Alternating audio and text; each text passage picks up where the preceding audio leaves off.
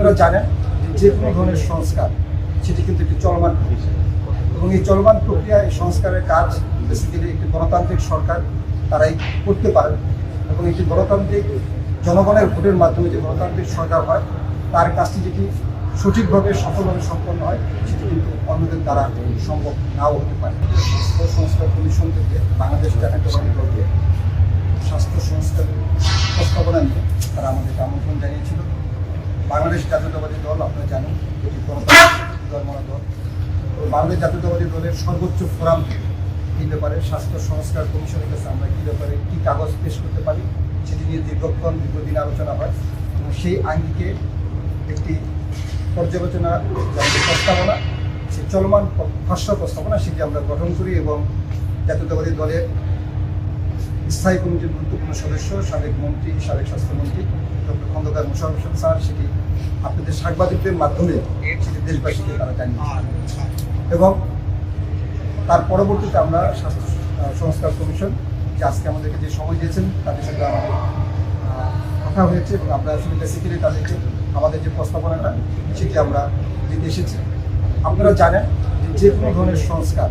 সেটি কিন্তু একটি চলমান প্রক্রিয়া এবং এই চলমান প্রক্রিয়া এই সংস্কারের কাজ বেসিক্যালি একটি গণতান্ত্রিক সরকার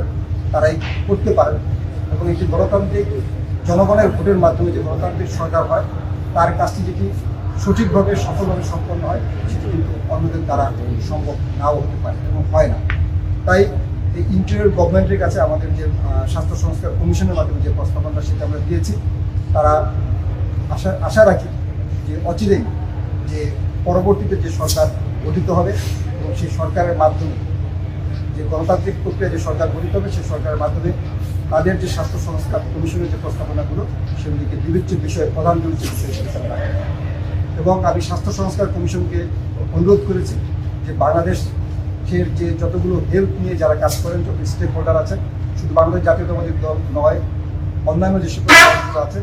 তাদের সকলের সাথেই আলোচনার সাপেক্ষে এবং খুব দ্রুত যেটি একটু পেশ করতে পারেন এবং যার মাধ্যমে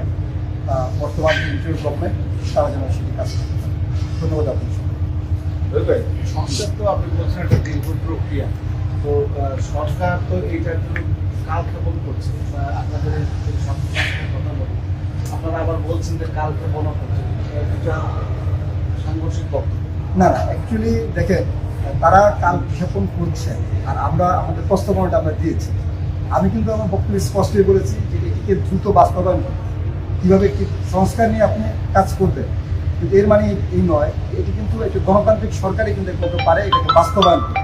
নির্বাচিত এবং নির্বাচিত একটি গণতান্ত্রিক সরকার। তাই এটি নির্বাচিত গণতান্ত্রিক সরকারের অধীনে আপনারা এই প্রস্তাবনাগুলো তারা প্রস্তাব করে রেখে যাবেন এবং সেটি তারা গণতান্ত্রিক সরকার পরবর্তী গণতান্ত্রিক সরকার সেটি বাস্তবায়ন করবে, এটি আমাদের বিষয়।